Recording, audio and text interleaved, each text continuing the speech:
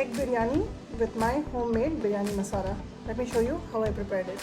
Today, by using this biryani masala, I'm going to prepare an egg biryani and show you how it is prepared. Taking about 1.5 cups of basmati rice. I'm going to wash it and boiling 5 eggs. And I've just filled it up with cold water, added the eggs, and on the timer, I'm going to leave it in for about 10 minutes. The eggs are boiled. I'm just cooling them down and I'm going to peel it out.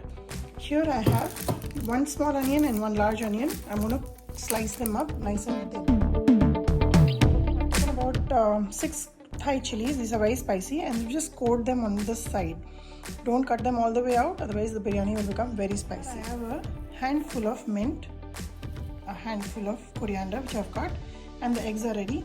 Now these eggs, I'm just going to score them like so. Don't cut them all the way out.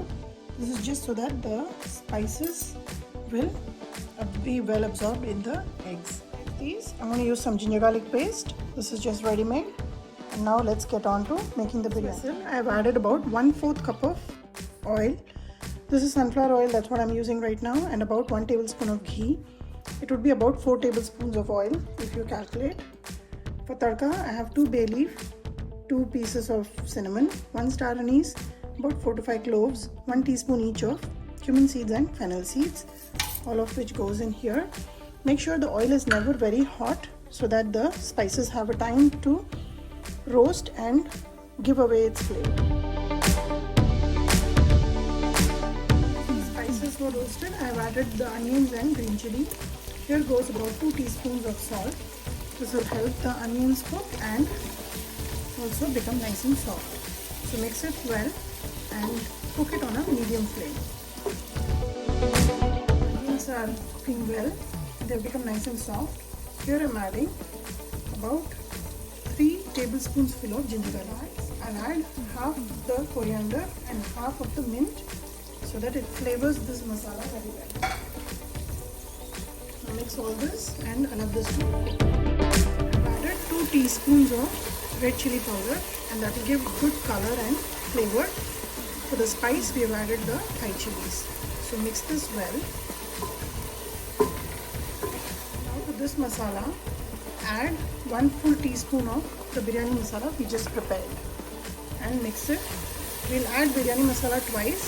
Now first we're going to make this gravy, for which it needs to be very well flavored, and that's why I've added 1 teaspoon now. The other teaspoon we'll add at the second stage. I'll show you when.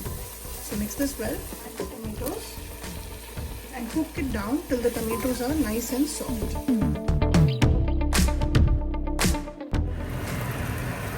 The tomatoes have been cooking for about 3 minutes, and at this stage you can see they are nice and soft.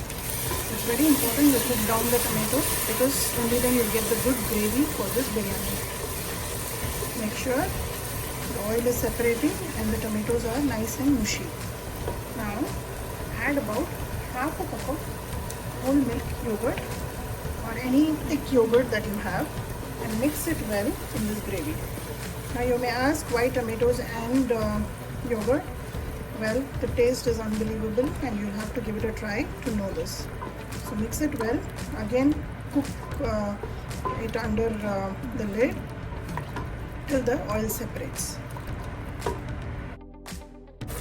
I've been cooking the yogurt for about 2 minutes now, and you can see how well the oil has separated, and this gravy is now ready.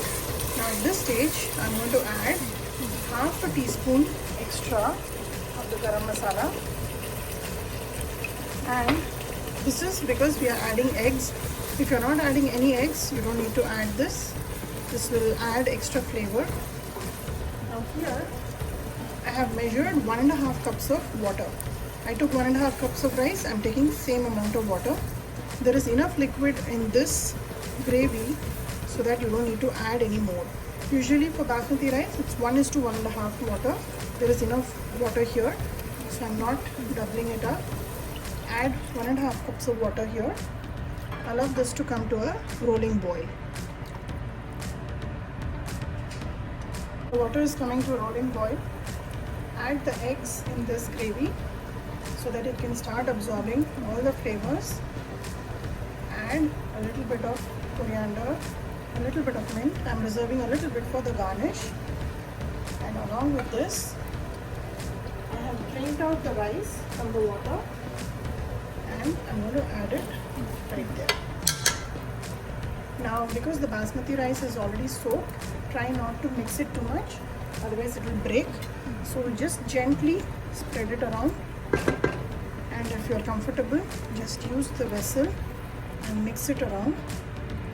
Wait till the water is almost 80% absorbed by the rice, and then we will lower the heat, cover and cook it under lid.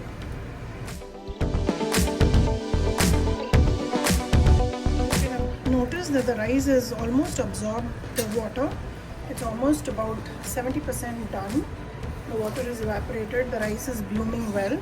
Now at this stage, just even it out like so. Add all the coriander and mint that we reserved. This will add a lot of flavor to this dish. And along with this, I have measured out 1 tablespoon of lemon juice. Add in here. This will make sure that the rice comes out nice and fluffy. Mix it well and cover and cook for exactly 12 minutes on a low flame. It's completed cooking for 12 minutes, and now I had turned off the gas and allowed it to rest for another 10 minutes. Now it's time to check it. Let's see, this is the moment of truth. Perfectly cooked rice. You can see the rice grains have separated very well. They're very fluffy, and it's going to be a total delight when you serve it for your family and for your guests.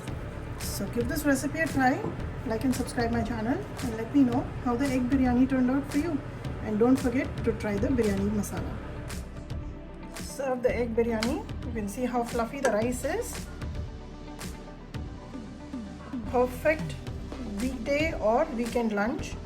It cannot get better. A good combination of protein and carbs.